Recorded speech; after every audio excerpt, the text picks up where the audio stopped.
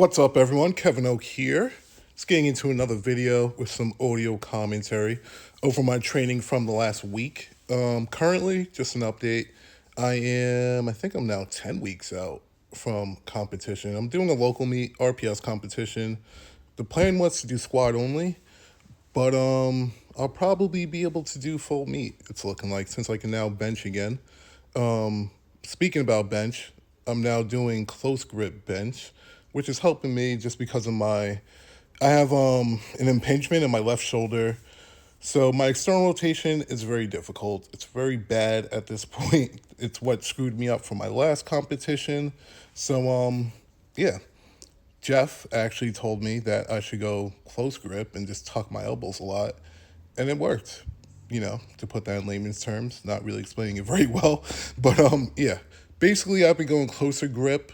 A lot of people are trying to say it's not close grip, I suppose, but right now I'm about an inch and a half from the smooth. So for a guy my size, that's about the closest you're ever gonna go. Any closer than that will probably just start hurting my wrist and be kind of unnecessary. But I used to bench max with my pointer fingers on the outside ring, so it's substantially closer than I used to bench press, but it does feel better. It's definitely different, but it feels better. But let's talk about deadlift. I have been trying to do hook grip, been trying to learn hook grip. In this session, I got a little bit better. And I've only been doing the hook on the left side, and then the right, I've been going overhand because that's the hand that I've always gone overhand with. So what I've done is I've taken the hand that I go under with and just now I go over and do a hook grip. But this upcoming week, I think I'm going to switch to trying to do both hook to see how it feels. Because once the weight gets a little heavier, my shoulders get real uneven, like the side with the hook is substantially lower than the other side, so we'll see where it gets me. What I realized this session is that the longer I take to set the hook, the more I'm moving my hand around and whatnot, the worse it becomes, and it just tends not to go. What I notice is if I just set it and go, it's a lot easier for me. So going forward, it's just one of those things you pick up, I guess. Going forward, I'm going to focus on just setting it and going, and we'll see how that goes. But that's what I'm doing. I have to kind of put together what I'm going to do with my deadlifting at this point now, simply because I didn't plan on going very hard on deadlift training this training cycle because I was going to do squat only. But since I can do full meet, I do have to get it together with that. But yeah, the reason I'm doing full meet and the reason I'm doing a local meet, I'm sure some people will wonder, is because I want to go 220 again. I've wanted to do another meet at 220 for a while. I just haven't gotten around to it. Every meet I've done at 242 because I was chasing records at 242. But I decided this would be a good time to do it. I went 242 beginning of February. I'm going to do 242 at the Showdown meet, both big, elite level meets. So there's a local meet right in the middle of those two. I was like, you know what? I could probably squeeze 220 in because more than anything, I want that squat record, that sleeve squat record, which I think it's 822. At my last meet, I did 860 at 242. The last time I competed at 220 was like 3 years ago, and I hit 810. I might have been capable of 820 that day, but I didn't go for it. And then I never competed at that weight again. So I want to get back to that weight. Right now, I'm dieted down. This morning, I was 237. I've been anywhere from like 235 to 240, depending on how much I'm eating, depending if I'm eating more carbs that day or for several days in a row, etc. I kind of cheated a little towards the end of last week, I'm not going to lie, so I was up to like 240, but now it's Monday morning. I'm back down to 237, which is good for 220s. For me, mainly, for me to weigh in at 220, I really need to be around 240, 242 max, and I can do the water cut and everything. Over that, it gets very, very difficult. So my ideal weight by the time we get to the competition will be more like 240, 242. But since I'm not training as heavy right now, I need to be a little lighter just because when the weight does go up, my body weight will go up as well.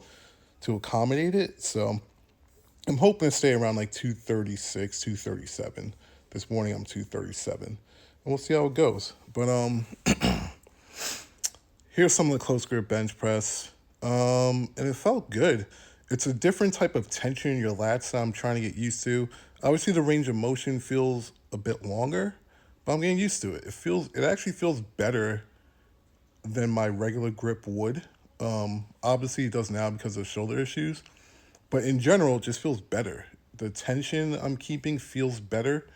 I don't really know how to explain it, but it feels better than my regular grip. I just know my regular grip would be stronger if my shoulder was okay, but I do like benching close grip.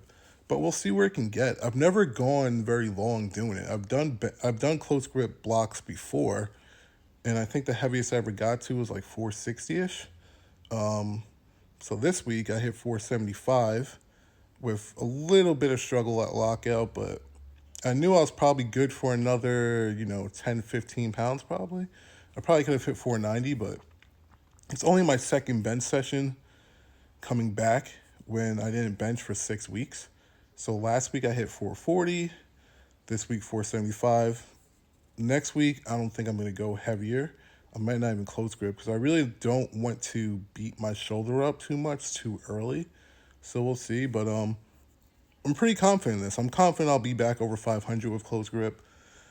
Really, the main thing is getting that tricep strength up. On close grip, compared to wider grip, you really need tricep strength because that lockout gets hard. It's easy off the chest, especially since I'm a chest dominant bencher to begin with, so I can really pop the bar up and get it moving. It's just driving through lockout that I have to get used to. It's a little different on close grip just because that range of motion feels longer, and it just has to do with your wrists are kind of inside of your elbows, so it just makes it more difficult to lock out. But something I'm certainly going to focus on this training cycle.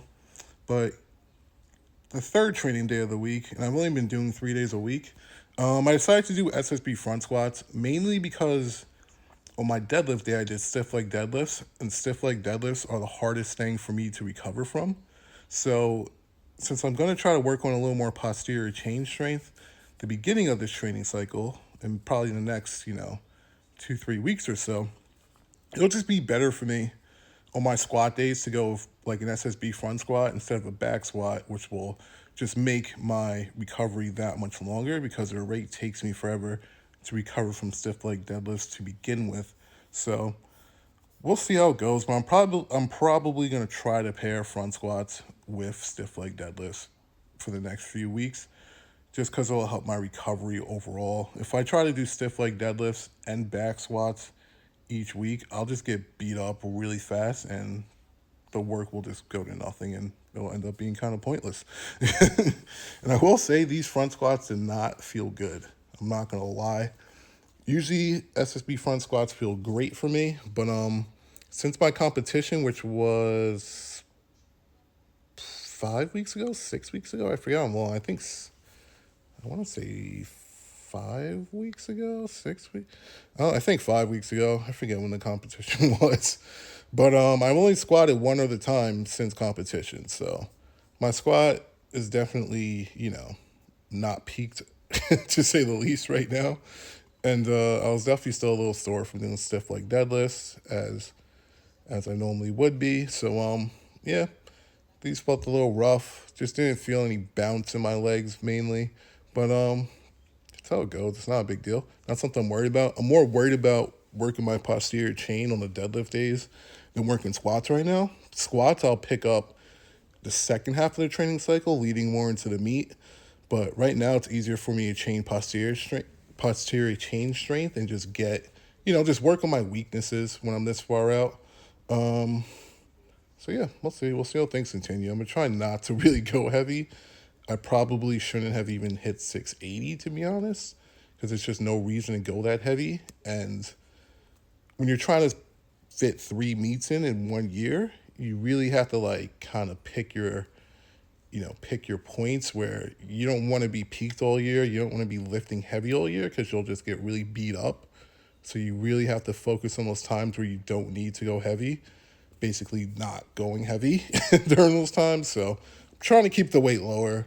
we'll see how it goes. Hopefully, I don't make that crucial mistake of just training too heavy too far out. But I threw some of my accessory lifts on this day as well. These are very hard. What they are is walking lunges, obviously, but if you do them on the balls of your feet, it really hits your quads hard. Way harder than if you're doing it with a flat foot and putting your heel down. These were very difficult. I ended up doing five of them where I'm going one way on the turf and I was beat up. After that, I did Cossack squats, which also beat my quads up. I try to do them for like 45 seconds to a minute for the sets where you're just going back and forth, trying to get a little lower each side, each rep. So I had a pretty good quad pump, not gonna lie. Anyways, looking forward to this training cycle. Yeah, hopefully some good things come at the end of it.